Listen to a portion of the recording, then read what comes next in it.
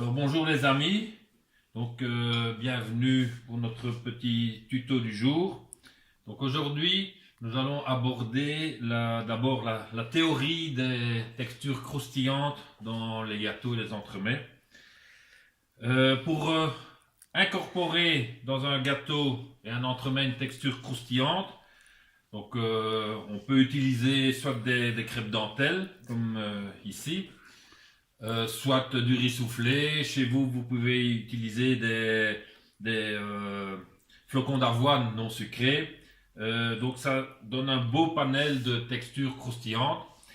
Donc ces textures croustillantes, si on les incorpore telles quelles dans une mousse au chocolat ou une mousse de fruits, donc ce biscuit va aller chercher l'humidité et donc en 2 temps 3 mouvements, on va le retrouver tout ramolli. On ne va plus retrouver cette texture croustillante.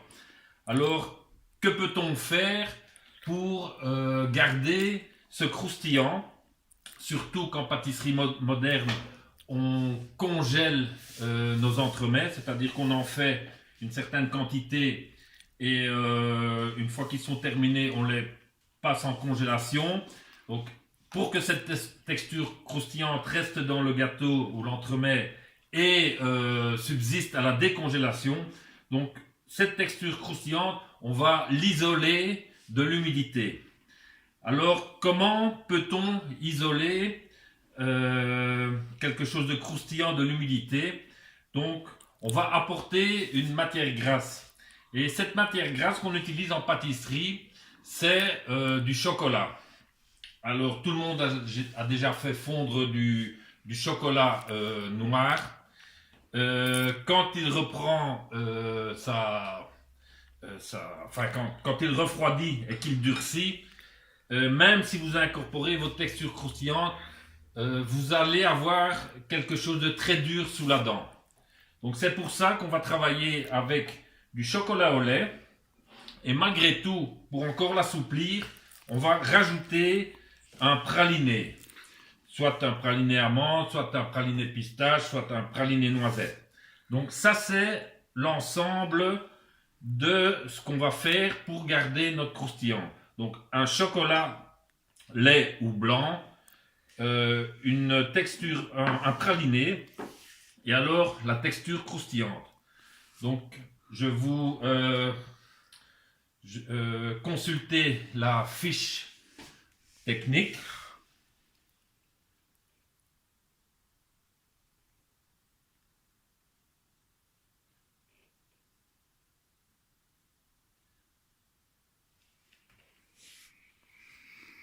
Voilà, donc aujourd'hui, nous allons faire une petite quantité, donc ce sont des petits entremets. Nous allons faire un crousti choco.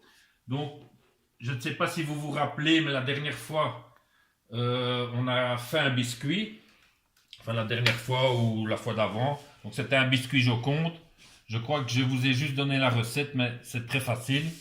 Donc, sur ce biscuit, on va mettre notre texture croustillante.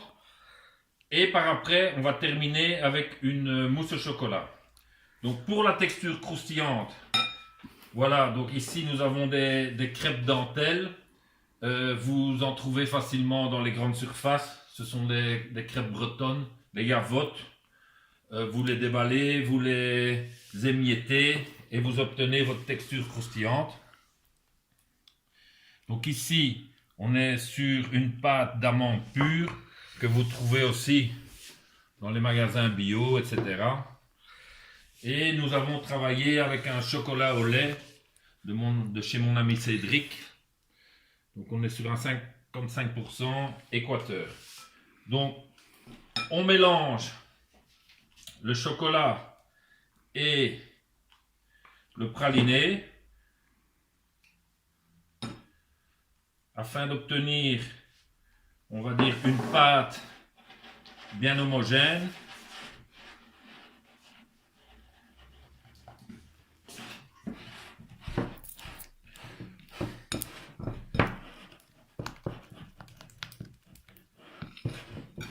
Voilà. On rajoute dans ce mélange notre texture croustillante.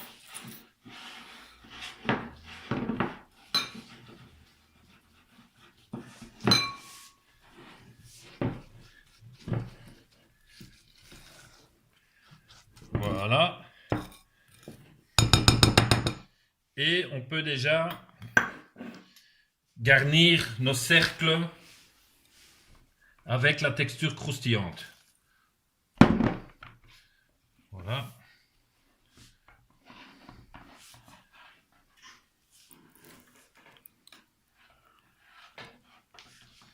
Chez vous, si vous n'avez pas de cercle, vous pouvez en réaliser en plastique. Vous découpez par exemple un vieux seau ou un petit tonneau. Mais alors là, quand vous l'utilisez, vous mettez à l'intérieur un papier cuisson pour faciliter le démoulage. Donc sur le bord, hein, vous mettez sur votre bord un papier cuisson. Voilà.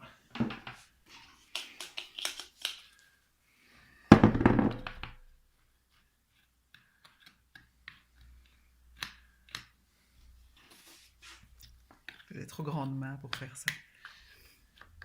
C'est Alexandra qui va être contente. Et voilà.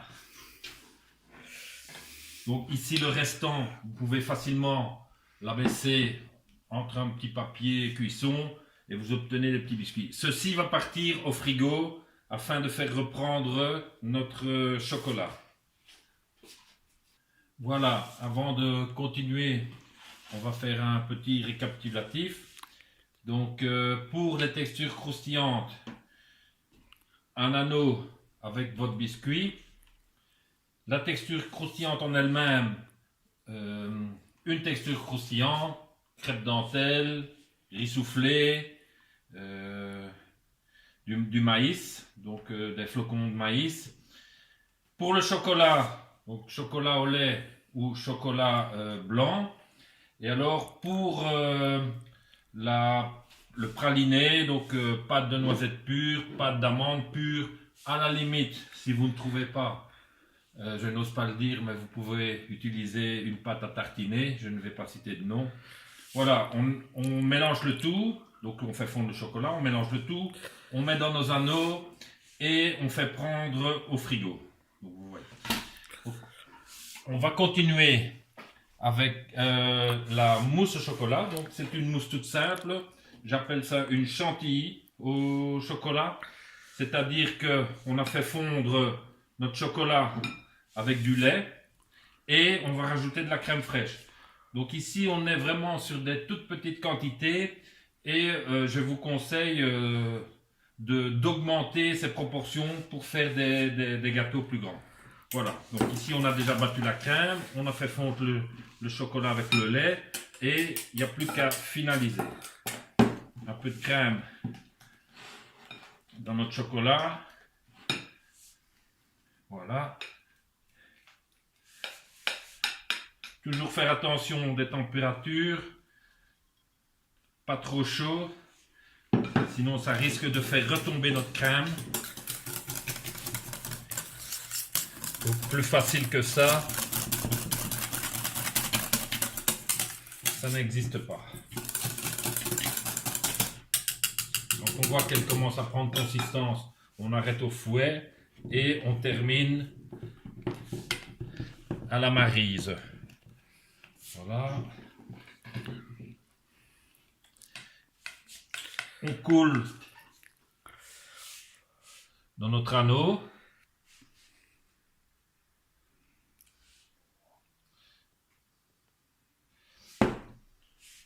Voilà.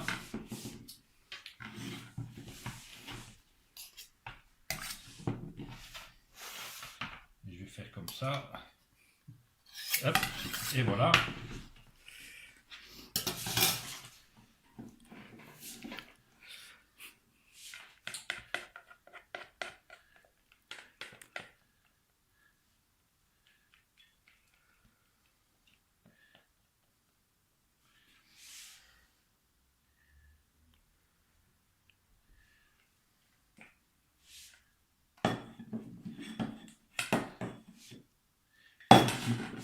il m'en manque un rien, mais on peut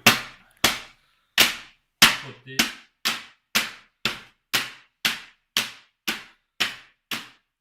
Voilà, ça enlève en même temps les bulles, les éventuelles bulles d'air.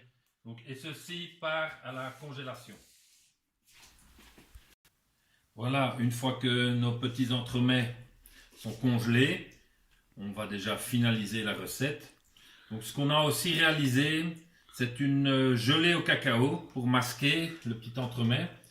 Donc, qui est simplement réalisée en faisant chauffer de l'eau, de la crème, du sucre et du cacao. Donc, une fois que c'est à ébullition, on laisse pendant 7 minutes à tout léger bouillon. Et puis, on rajoute notre gélatine, nos feuilles de gélatine trempées et essorées. Vous connaissez le principe. Et puis, on laisse à bonne température et on va l'utiliser pour masquer notre entremets. Donc, notre entremets, on va d'abord le démouler.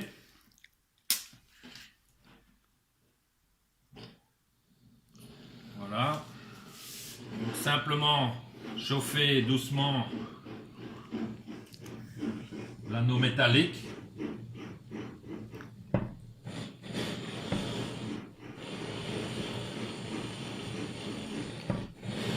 Voilà.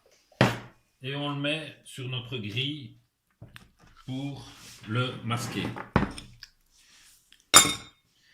Donc ici avec notre gelée. Voilà, on n'hésite pas.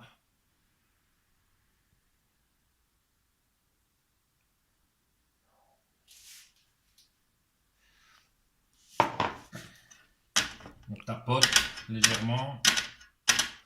Et ça, c'est un petit truc aussi. Si vous avez quelques bulles, tout doucement, on passe avec le chalumeau.